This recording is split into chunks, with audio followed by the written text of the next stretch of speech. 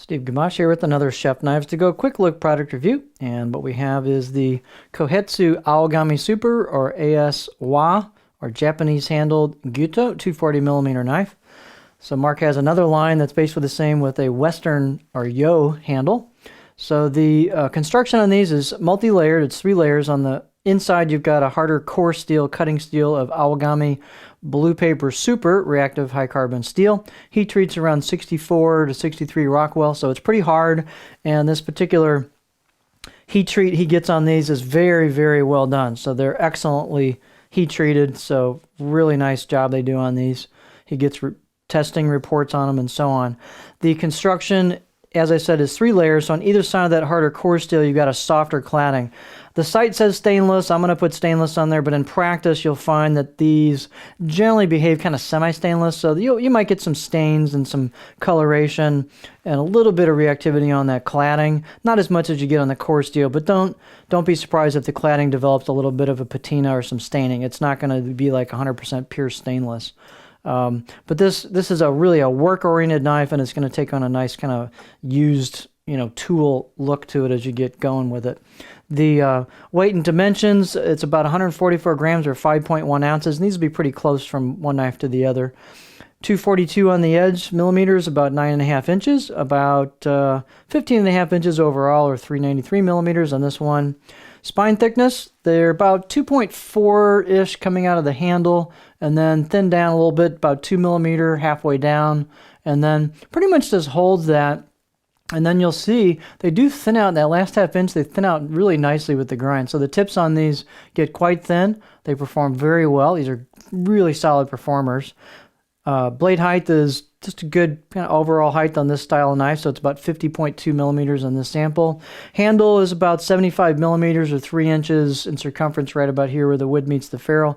And so even with that neck kind of that size, you get plenty of clearance here on a pinch grip. No problem at all.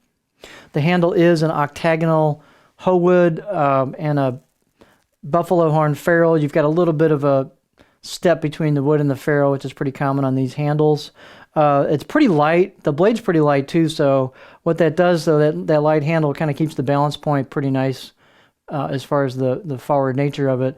And so it's a little bit ahead of my pinch grip, but that's kind of good because this knife's only 5 ounces and it's big. So that gives you a little bit of a weight forward balance point to kind of offset the lightness just a little bit to make you feel you got a little bit of a knife in your hand. But it's a pretty substantial knife as far as size goes. The finish is a machine finish. You can see it's vertical sanding marks. You've got pushed in or embossed kanji on it on the right side of the blade, and then the left side of the blade is plain. It's a little hard to see, but there is a cladding line. It's just tough to see. There it is right there. It's just a little wrinkle in it, but that's the core steel, that's the cladding.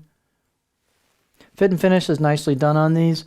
The right side of the knife, they tend to, if I can get a decent beauty shot here. Tough to do. Let's do that. You'll notice that the right side of the blade tends to have some polish where they try to thin it down towards the edge. So they just thin that down towards the edge, and then you've got the edge bevel itself. So these really do get quite thin towards the edge, and they're very nice performers. Out of the box edges are a good solid 6, 7 out of 10. They're straight. They've got some flex, but they're actually fairly stiff for the thickness. And they're very good performers. Like I said, it's a solid kitchen tool, and the edge retention is really good. Here's your profile. It's just a good all-around profile, nothing crazy about it. It's got a decent flat spot towards the heel, but it kind of steps into that, and just a slight back belly towards the heel, the chin, so you don't slam into the heel. But you've got a nice flat spot towards the back, and then you've got a gentle curve. The tip doesn't go too low, so you'll get up there before you start wanting to dig the tip in. So it'll rock pretty good over medium-low stuff.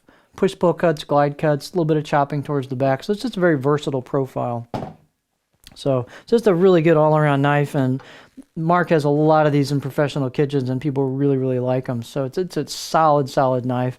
It also aesthetically isn't crazy as far as hammering and Damascus and all that. So it does have the wah handle. If you really like this and you want something a little even less conspicuous, you could go with the Yo or Western handled version. But this doesn't stand out a ton in the kitchen. It's understated.